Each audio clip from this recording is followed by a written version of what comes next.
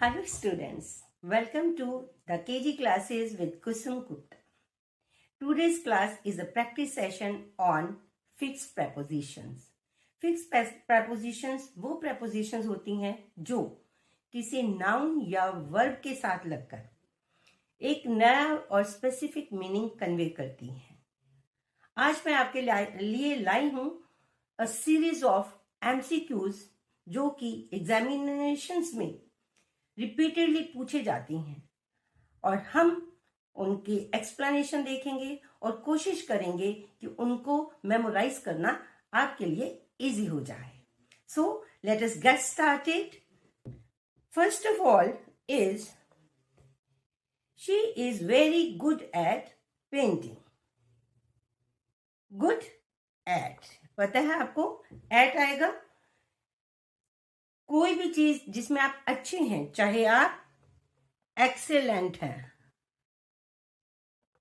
तो भी एट आएगा. परफेक्ट हैं तो भी एट आएगा. अच्छे हैं अगर बैड भी हैं तो बैड के साथ भी एट आएगा. तो समझ आ गया बच्चों. Good, excellent, perfect, bad, at preposition लेंगे. He insisted on going to the party. Insist करना, किसी चीज की जिद करना या फिर किसी चीज पे एम्फेसाइज करना. एम्फेसाइज या फिर किसी चीज पे स्ट्रेस करना.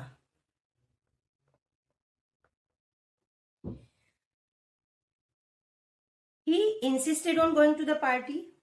He emphasized going to the party. अगर emphasize verb लग रहा है तो आपकी कोई preposition नहीं आएगी. कई बार क्वेश्चंस में क्या होता है, आपको एरर स्पॉट करनी होती है ना, पार्ट्स में डिवाइड कर देते हैं स्टेटमेंट को. तो अगर ऐसा आता है तो और उन्होंने ऑन preposition लगा दी तो आपका वो पार्ट एरर वाला है. डायरेक्ट वर्ब के साथ कोई preposition यूज नहीं होती. तो फिर मैंने क्या बताया आपको, preposition ऑन कब लगेगी? Emphasis. He lay emphasis on going to the party. He put stress on going to the party. Clear बच्चों? किसी भी चीज के लिए जिद करना, उसको जोर देके कहना, वो लेगा आपका on preposition. Next is they are interested in learning new languages. किसी भी चीज को बड़े शौक से करना, दिल लगा के करना, उसके अंदर लीन हो जाना, जैसे involve. He is involve in learning new languages. He is engrossed. He is engrossed in doing his homework. Busy. He is busy in his new craft. तो इन सब के साथ भी आपकी कौन सी प्रेपोजिशन आ रही है? इन. क्लियर बच्चों? Next is I am looking forward to seeing you soon. ये एक एक्सेप्शन है. आपको पता है जो टू के साथ हमेशा first form of the verb आती है, लेकिन यहां पे क्या आया है? आईएनजी फॉर्म आई हुई है. लेकिन ये सही है तो आप इसको ऐसे ही याद करेंगे. Looking forward to going to Shimla, looking forward to seeing you soon, तो इसके साथ आईएनजी फॉर्म लगेगी. आपको कंफ्यूज करने के लिए वो यहां पे फॉर लगा के देंगे. फिलअप फॉर्म में अगर नहीं है और आपको स्टेटमेंट दी जा रही है तो आपकी एरर कहां पे आएगी? आई am looking forward for seeing you सून, और आपको आईएनजी लगा देख के लगेगा कि फॉर ठीक है, लेकिन बच्चों वो फॉर नहीं आएगा. वहां पे सिर्फ और सिर्फ क्या आएगा? टू. आगे देखते हैं. She apologised for being late. Late आने के लिए उसने माफी मांगी. अपोलोजाइज का एक और सिनोनिम क्या है? Sorry. I am sorry for being late. Right, इसमें भी फॉर लगेगा. अब अपोलोजाइज, जिस चीज के लिए माफी मांग रहे हो उसके लिए तो फॉर लगा दिया, लेकिन जिससे माफी मांग रहे हो उसके साथ कौन सी प्रपोजिशन आएगी? To. She apologized to her father for being late. Clear? Right. Next is he is afraid. Afraid के साथ हमेशा क्या आएगा? Of. Afraid of spiders. Afraid के synonyms? Scared,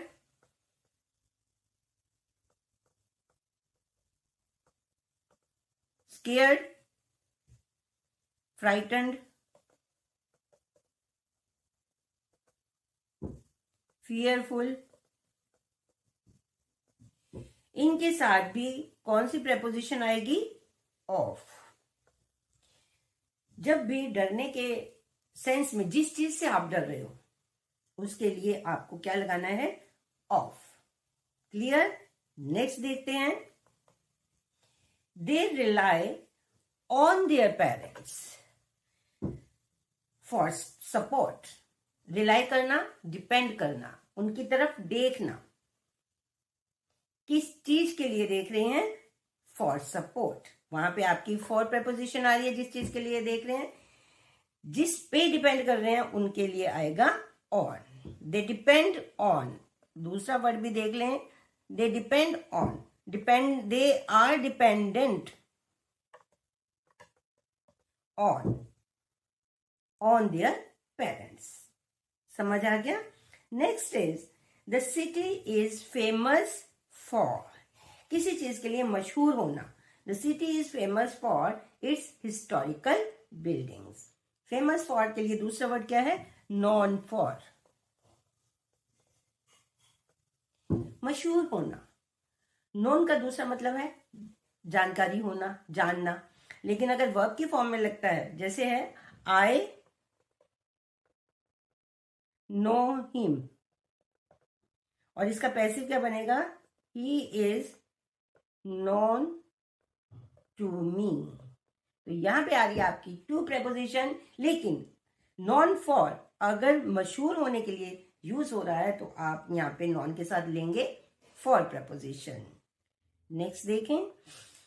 I agree with your opinion. I agree with you, with you, your opinion. लेकिन अगर कोई चीज स्पेसिफिक हो जाएगी, I agree with you on this point, on this point, तो वहां पे on this close, on this point, तो वहां पे आपकी आ रही है ऑन प्रेपोजिशन.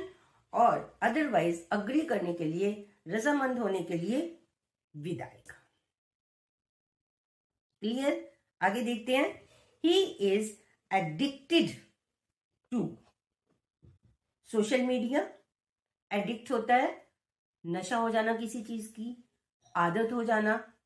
तो उसके साथ जब भी ये वर्ड लगेगा आपको टू लगाना है. अगर हिंदी में मीनिंग देखेंगे तो का आ रहा है ना, उसको सोशल मीडिया का नशा हो गया, वो ऑफ लगा के देंगे आपको. अगर एडर की फॉर्म में आता है ऑफ लगा देंगे. लेकिन आपको पता है एडिक्टिव के साथ तो क्या आएगा? टू. तो आपने टू ही लगाना है. और देखें, यूज्ड टू, किसी चीज की आदत होना, right. And addicted to, used to, habituated to. Habit होता है ना, उससे वर्ब बनता है हैबिचुएट. हैबिचुएटेड टू, किसी चीज की लत लग जाना, आदत पड़ जाना, उसको बार बार करना. तो इस तरह से आपने इसमें लगानी है टू प्रेपोजिशन. नेक्स्ट है the success of the project depends on hard work. अभी हमने रिलाई किया, डिपेंड आ गया, तो वो तो अब आपको पता ही है. डिपेंड के साथ कौन सी प्रेपोजिशन आएगी? On. All living beings depend on air, water, food. On. ठीक है.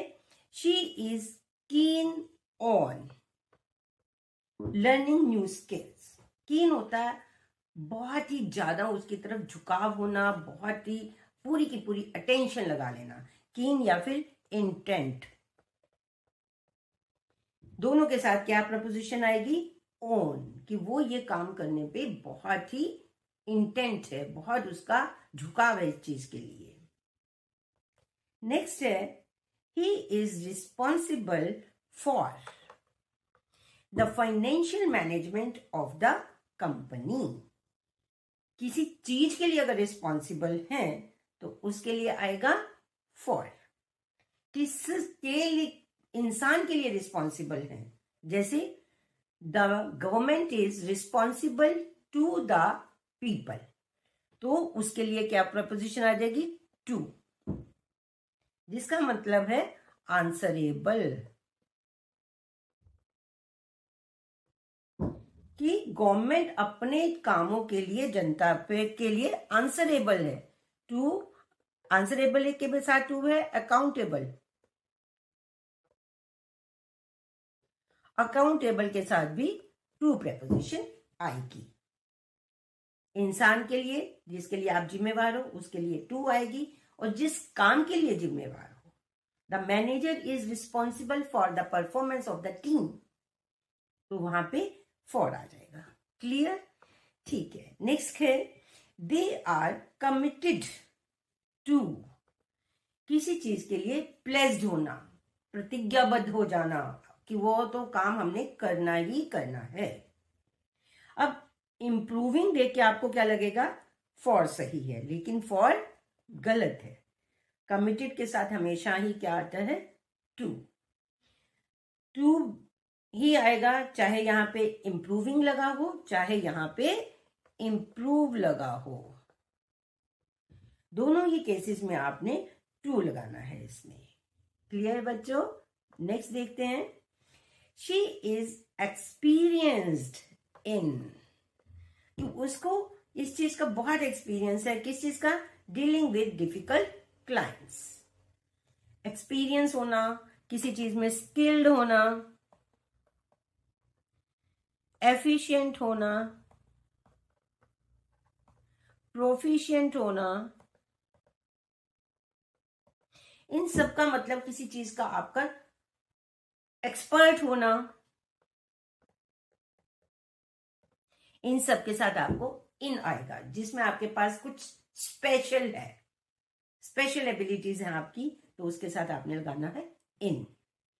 The report is based on extensive research, ये तो वैसे भी क्लियर है ना, बेस्ड ऑन।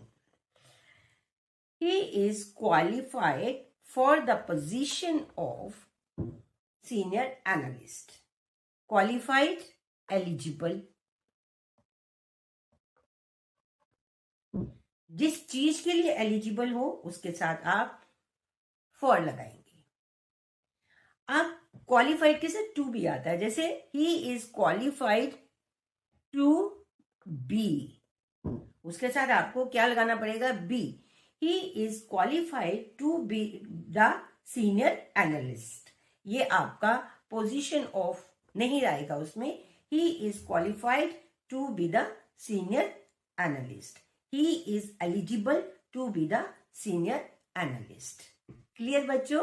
तो टू का यूज भी आपको पता चल गया, फॉर तो आपको क्लियर ही है। दे आर इन्वॉल्व इन, ये मैं आपको अभी बता के ही हटी हूं। इन्वॉल्व होना, किसी चीज में व्यस्त होना, किसी चीज में जुटे होना। They are involve in various community projects.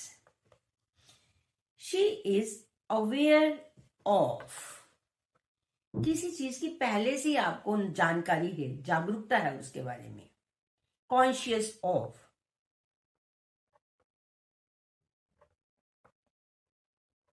Conscious of, she is aware of the potential risk, she is conscious of the potential risk. अब इसके नेगेटिव भी हो तो भी सेम ही रहेगा, अनअवेयर, अनकॉन्शियस, तो भी आपकी प्रेपोजिशन ऑफ ही आएगी। ही is grateful for their support, जिस चीज के लिए ग्रेटफुल है, ग्रेटफुल होना, धन्यवादी होना, शुक्रगुजार होना, थैंकफुल होना, तो thankful for, obliged for, indebted for, जिस चीज के लिए आप शुक्रगुजार हैं, धन्यवादी हैं, ऑब्लाइज्ड हैं, या फिर अपने आप को उसका कर्जदार मान रहे हो, उनके लिए तो आपको फॉर आएगा। लेकिन जिसके ग्रेटफुल हो, he is grateful to his friend, we are grateful to our parents, तो फिर उसके लिए आएगा आपका टू। क्लियर? पर्सन के लिए टू, पर्पस के लिए for. Next is he has a talent for languages. Simple है। he has a talent for painting, he has a talent for dancing, तो वहां पे आपकी आएगी preposition for। she has a preference for tea over coffee। Preference बन गया तो यहां पे आपका आ गया for। अगर जैसा कि मैंने आपको पुरानी वीडियोस में भी बताया है, प्रेफर सिर्फ वर्ब लगती तो क्या होता है, she prefers tea to coffee, she prefers tea to coffee. Preference आ गया, नाउन लग गया तो फॉर आएगा। क्लियर? गुड। नेक्स्ट देखते हैं। They have a tendency to procrastinate. Tendency होना होता है किसी चीज की तरफ आपका आदत होना, झुकाव होना, वही आप करते रहते हैं। और प्रोक्रेस्टिनेट करना होता है to put off till tomorrow, आज का काम कल पे टालते रहना। कि उनकी एक टेंडेंसी है, ये आदत सी ही है कि प्रोक्रेस्टिनेट करो। टेंडेंसी इंक्लिनेशन,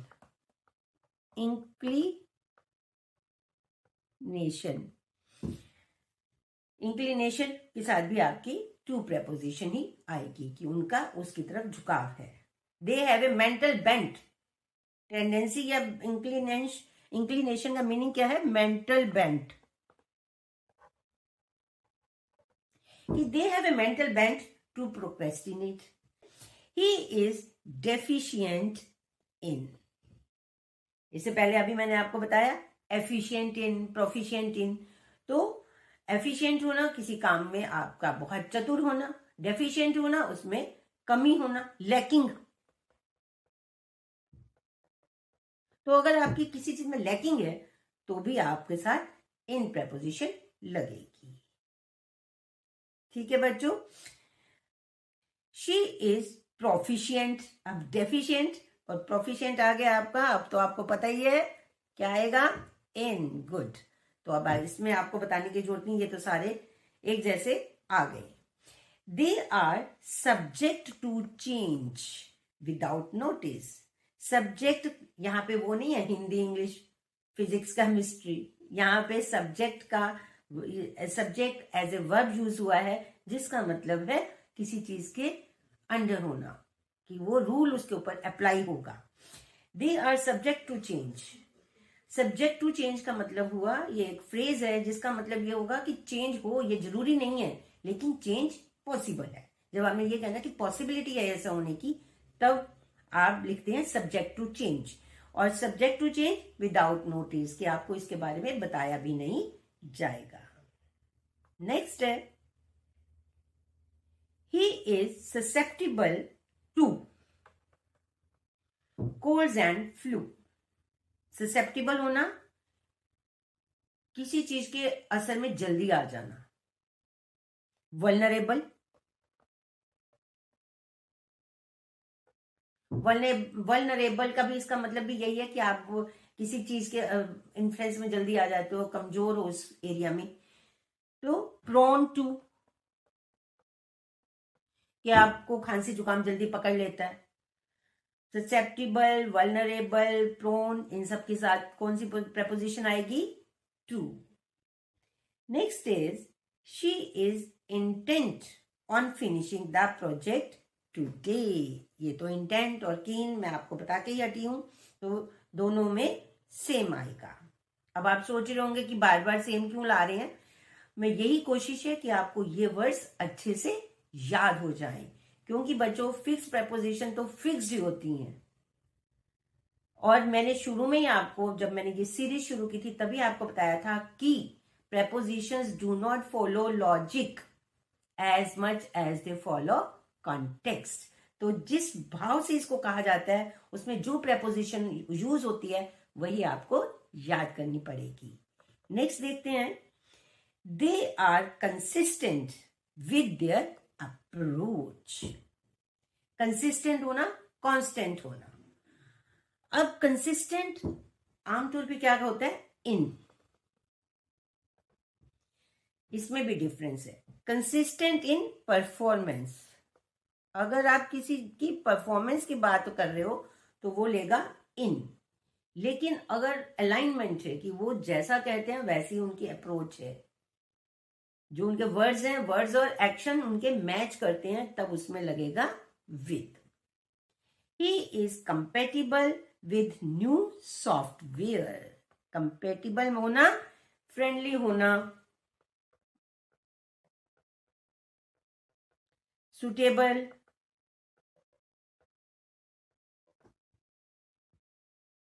तो इस तरह से बच्चों आपने देखा बहुत सारी prepositions आपकी क्लियर हो गई हैं. If this lecture is compatible with you, please like, share and subscribe my channel and stay tuned for more such videos. Thank you.